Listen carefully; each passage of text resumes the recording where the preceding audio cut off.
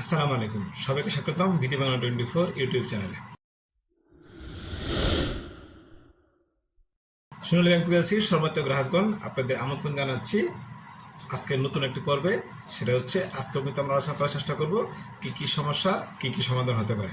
আজকে আমরা কয়েকটি প্রশ্ন নিয়ে হাজির হয়েছি এবং সেই প্রশ্নগুলির সমাধান আপনারা যদি জেনে থাকেন তাহলে কিন্তু আপনার ব্যাংকিং লাইফটা অবশ্যই সহজ হবে। আসুন চলুন কথা না বেরিয়ে আমরা চলে যাই আজকে কী প্রশ্ন এসে সেটা জানা যাবে। একজন প্রশ্ন করেছে, আমি 50 টাকা ফ্লেক্সি লোড করেছি, ফ্লেক্সি লোডে যোগ হয়নি, টাকাটা ফেরত পাইনি, করণীয় কি? হ্যাঁ, এই সমস্যাটা অনেকে হয়ে থাকে, যদিও আমার এই সমস্যাটা বেশি হয় নাই বা আমার ডেস্কে এখন পর্যন্ত এই সমস্যাটি নিয়ে এখনও কেউ আসেনি। তবে যদি এই ধরনের সমস্যা হয় আপনার খুবই সহজ, আপনি কল সেন্টারে ফোন দিন অথবা আমাদের যে শাখা রয়েছে, আপনার যে শাখা রয়েছে সেই শাখায় এসে কথা বলুন। তারা ইডেক্স নামে একটা সফটওয়্যারে তারা একটা এন্ট্রি দিবে। আশা করি খুব অল্প সময়ের ভিতরেই আপনি সেই টাকাটা আপনি ফেরত পাবেন, আপনার টাকা লস যাওয়ার কোনো চান্স থাকবে না। খুবই সিম্পল। একজন প্রশ্ন করেছেন যে সোনালী ব্যাংক স্টুডেন্টস অ্যাকাউন্ট বিষয়ে জানতে চাচ্ছি স্যার, কী কাগজপত্র লাগবে অ্যাকাউন্ট ওপেনিং করতে এবং এটা কি পরবর্তীতে সেভিংস অ্যাকাউন্টে কনভার্ট হয়ে যাবে অটোমেটিক্যালি? হ্যাঁ, একজন খুব ভালো একটা প্রশ্ন করেছেন যে স্টুডেন্ট অ্যাকাউন্ট সম্বন্ধে তিনি জানতে চাচ্ছেন। তার আগে বলে নিই যে আমাদের সেভিংস অ্যাকাউন্ট খুললে কী লাগে বা আমাদের সোনালী ব্যাংক কী অ্যাকাউন্ট রয়েছে সেটা আপনি এই ভিডিওটাতে দেখে নিন। সেখানে কিন্তু খুব বিস্তৃতভাবে সোনালী ব্যাংকের বেশ কিছু অ্যাকাউন্ট নিয়ে কথা বলা হয়েছে, স্পেশালি সোনালী ব্যাংকের সেভিংস অ্যাকাউন্টে বিস্তারিত কথা বলা হয়েছে। যে প্রশ্ন করেছেন নুসরাত জাহান নুসু, তার উত্তরে আমি বলি যে সোনালী ব্যাংক পিএলসিতে 18 থেকে 23 বছরের ভিতর যারা অ্যাকাউন্ট হোল্ডার রয়েছেন তারা এখন জাস্ট একটা বাড়তি ডকুমেন্ট দিয়ে তারা সোনালী ব্যাংকের সেভিংস অ্যাকাউন্ট খুলতে পারবেন। সেটা স্টুডেন্ট সেভিংস অ্যাকাউন্ট হবে, যেটা কিন্তু ফ্যাসিলিটি অনেক। যেমন সকল সেভিংস অ্যাকাউন্টে 1000 টাকা মিনিমাম ব্যালেন্স থাকে, আপনার স্টুডেন্ট অ্যাকাউন্টে কিন্তু মিনিমাম ব্যালেন্স থাকে মাত্র 200 টাকা।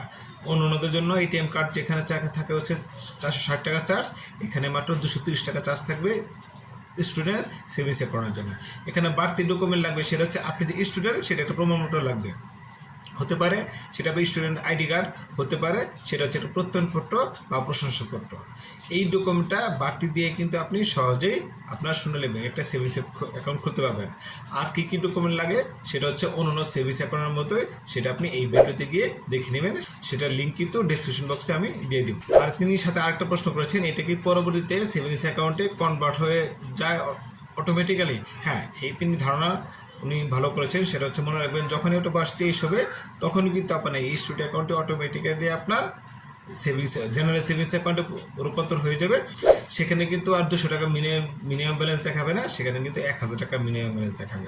এখানে একটা বিষয় হচ্ছে আপনি কিন্তু এই স্টুডেন্ট সেভিংস অ্যাকাউন্টের মাধ্যমে আপনারা কিন্তু যে কোনো লেনদেন করতে পারবেন। আর সেখানে আপনি সোনালী ওয়ালেট অ্যাপসটিও আপনি সহজেই রেজিস্টার করতে পারবেন, সেখানে আপনি বিস্তারিত সুবিধাগুলি পেয়ে থাকেন। যে প্রশ্ন করেছেন, সোনালী ব্যাংকের অ্যাকাউন্টে আমার ব্যালেন্স আছে কিন্তু আজ তো শনিবার, আজ যদি এফটি করি ডাচ বাংলার অ্যাকাউন্টে টাকা কবে জমা হতে পারে?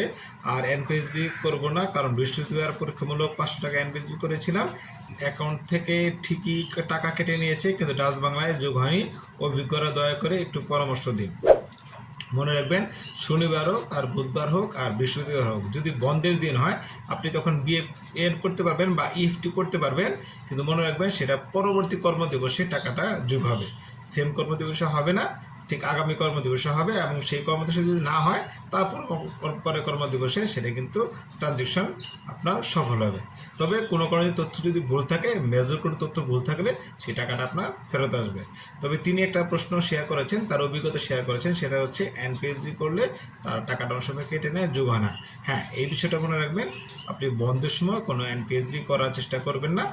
এই সময় ম্যাক্সিমাম সময় আপনার হচ্ছে মেনটেন্যান্স কাজ চলে, আর মেনটেন্যান্স কাজ করার সময় এনপিএসবি নেটওয়ার্কটা কোনো কারণে বন্ধ থাকে। আরেকটা প্রশ্ন যাই, মাসুক শামসুদ্দিন খালিদ নামে একজন প্রশ্ন করেছেন, মজার একটি অভিজ্ঞতা হলো আমার, চট্টগ্রাম শহরের ব্যস্ত একটি শাখায় এই ওয়ালেট ব্যবহার করে কিউআর কোডের মাধ্যমে মাত্র 4000 টাকা তুলতে জনৈক কর্মকর্তা কয়েকটি নমুনা স্বাক্ষর চাইলেন। শুধু তাই নয়, অ্যাকাউন্ট নাম্বার লিখিতভাবে দিতে বললেন। আমি অস্বীকার করে শাখা ব্যবস্থাপকের হস্তক্ষেপ নিয়ে টাকা তুলতে সমর্থ হলাম। তিনি বলেছেন, আসলে পর্যাপ্ত প্রশিক্ষণ ছাড়া কর্মকর্তাদের কাউন্টারে বসানো ব্যাংকের ভাবমূর্তিকে ক্ষুণ্ণ করে। একটা বিষয় বুঝবেন, সেটা হচ্ছে এর শুধু আসলে ওই পর্যাপ্ত প্রশিক্ষণ বিষয়টা না, আপনার যেহেতু অ্যাকাউন্ট রয়েছে, আপনার অ্যাকাউন্ট নাম্বার তিনি কিন্তু চাইতেই পারেন। অনেক সময় দেখা যায় এটা নিরাপত্তা স্বার্থে চাওয়া হয়। অনেক সময় দেখা যায় আপনার যে ব্যক্তির অ্যাকাউন্ট, সেই ব্যক্তি না এসে অন্য কেউ এসে আপনার হচ্ছে, যেহেতু পাসওয়ার্ড জেনে গেছে বা মোবাইলটা তিনি হাতে কোনো কারণে পেয়ে গেছেন, তিনি কিন্তু গিয়ে টাকা তুলতে পারেন, তার রাইট আছে। এখানে শুধু পর্যাপ্ত প্রশিক্ষণ বিষয়টা না, অনেক সময় দেখা যায় আমাদের স্টাফ ইচ্ছাকৃতভাবে কিছু বাইন্ডিংস তৈরি করে, যেটা হচ্ছে কাস্টমার নিরাপত্তার জন্য। এমন হতে পারে আপনার কোনো একটা এমপ্লয়ি, কোনো একটা গ্রাহক আপনার সেই মোবাইলটা হারিয়ে ফেলেছেন, পাসওয়ার্ড তিনি সেভ করা অবস্থায় রেখেছেন, কিন্তু যে মোবাইলটা পেয়েছেন তিনি কিন্তু জানে সোনালী ওয়ালেট অ্যাপসটা জিনিসটা কি। তিনি তো ইচ্ছে করলে যে ব্যাংকে গিয়ে টাকা তুলতে পারেন। তখন দেখা যায় কিছু বাড়তি তথ্য আপনার অ্যাকাউন্ট নাম্বার দিয়ে কম্পালসারি না, কিন্তু আপনার অ্যাকাউন্ট নাম্বার যখন চাইবে তখন কিন্তু সে যদি সঠিক গ্রাহক হয় তাহলে কিন্তু অ্যাকাউন্ট নাম্বার দিতে তার সমস্যা হওয়ার কথা না। আর যদি যে কোনো লোক গিয়ে অন্য কেউ গিয়ে টাকাটা তুলে ফেলে, তখন কিন্তু ওই গ্রাহক গিয়ে বলবে যে আপনার কেন অ্যাকাউন্ট নাম্বার চাইলেন না, কেন আপনারা জাস্টিফাই করলেন না, কাস্টমার আসলে টাকা দিয়ে দিলেন। এটি কিন্তু এই ধরনের সমস্যাগুলি হয়। জাস্ট নিরাপত্তার জন্য কিন্তু অনেক সময় আমাদের এমপ্লয়িরা বাড়তি কিছু তথ্য নেওয়ার চেষ্টা করে, জাস্ট একটা গ্রাহকের নিরাপত্তার জন্য। এটা কোনো হয়রানি না। আর আপনি যদি বিষয়টা জানেন, আপনার কাছে মনে হতে পারে সেটা আপনাকে ঝামেলা করছে বা হয়রানি করছে, কিন্তু বিষয়টা কিন্তু তা নয়। আপনি বোঝার চেষ্টা করবেন, আপনাকে কিন্তু টাকাটা দেওয়ার জন্যই কিন্তু তিনি চেষ্টা করছেন, কিন্তু টাকাটা আটকে রাখছেন না। একটা প্রশ্ন দেখি, সেটা হচ্ছে সোনালী ব্যাংকের সেভিংস অ্যাকাউন্টে ডেবিট কার্ড প্লাস মেনটেন্যান্স ফি, আকবরের শুল্ক বাদে আর কি কোনো চার্জ আছে? থাকলে কোন কোন খাতে কত টাকা একটু ধারণা দিলে খুবই উপকার হতো। আপনি যে কটা দেখছেন আপনি কিন্তু উত্তর মোটামুটি পেয়েছেন, যে কমেন্টটি রয়েছে। তারপরেও বলার চেষ্টা করি, আপনার কিন্তু SMS চার্জ কাটবে।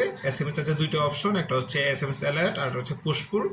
দুইটা যদি চালু থাকে তাহলে আপনার প্রতি 6 মাস পর 50+8 আর 50+8 অর্থাৎ 116 টাকা কাটবে বছরে 2 বার। আর যদি একটা অপশন চালু থাকে তাহলে 50 টাকা প্লাস 8 টাকা, এটা বছরে 2 বার কাটবে। আপনি যদি স্টেটমেন্ট নিতে চান, বছরে 2টা স্টেটমেন্ট, 2 বার স্টেটমেন্ট ফ্রি পাবেন সেভিংস অ্যাকাউন্টের জন্য, জুলাই মাসে একটা আর জানুয়ারি মাসে একটা, 6 মাসের জন্য। যদি আপনি অন্য সময় নিতে চান বা একাধিকভাবে নিতে চান তাহলে কিন্তু আপনার 115 টাকা করে ওখানে চার্জ করা হয়। সেটা হচ্ছে একটা ব্যাংকে, বাংলাদেশ ব্যাংকের সার্কুলার অনুযায়ী। আপনি MICR চেক নিতে চান যদি, আপনার হচ্ছে সেখানে 40 টাকা কাটবে যদি 10 পাতার চেক বই হয়, আর যদি বেশি পাতার হয় সেটাও আপনার এটা আলাদা চার্জ রয়েছে। এগুলোই মোটামুটি চার্জ, আর কোনো তেমন একটা বাড়তি চার্জ নেই। আরটা হচ্ছে আপনার অনলাইন লেনদেন যদি আপনার বছরে 12টার বেশি হয়, সেই ক্ষেত্রে একটু আপনার বিভিন্ন স্লপ অনুযায়ী বা স্টেপ অনুযায়ী আপনার চার্জ আলাদা রয়েছে। 100 টাকা, 150 টাকা, 200 টাকা এইভাবে চার্জ রয়েছে। সেটা নিয়েও কিন্তু আমরা ভিডিও বানিয়েছি, আপনি হচ্ছে সেই অনলাইন চার্জের ভিডিওটা কিন্তু এখান থেকে দেখে নিতে পারেন। আমি ডেসক্রিপশন বক্সে সেটা লিঙ্ক কিন্তু দিয়ে দিব। আশা করি আজকের ভিডিওটি ভালো লেগেছে। আপনার ভিডিওগুলি দেখলে কিন্তু আপনার এই ব্যাংকের বিষয়ে আপনার তথ্য ভাণ্ডার, আপনার জ্ঞান ভাণ্ডার পূর্ণ হবে, এবং সমস্যার সমাধান যদি আপনার জানা থাকে তাহলে সহজে আপনি ব্যাংকিং লাইফটা স্মুথ ওয়েতে পরিচালিত করতে পারবেন। আপনার যদি কোনো প্রশ্ন থাকে কমেন্ট বক্সে আপনি কিন্তু সেই প্রশ্ন করতে পারেন, আমি উত্তর দেওয়ার চেষ্টা করব ভিডিওর মাধ্যমে অথবা আপনার কমেন্টের উত্তরের মাধ্যমে। যদি আমার চ্যানেল নতুন হয়ে থাকে তাহলে লাইক দিতে পারেন, কমেন্ট করতে পারেন, সাবস্ক্রাইব করতে পারেন, এবং পরবর্তী ভিডিওর জন্য আপনার মোবাইলে খুব দ্রুত চলে যায় আপনি অবশ্যই বেল আইকনটি ক্লিক করে রাখবেন।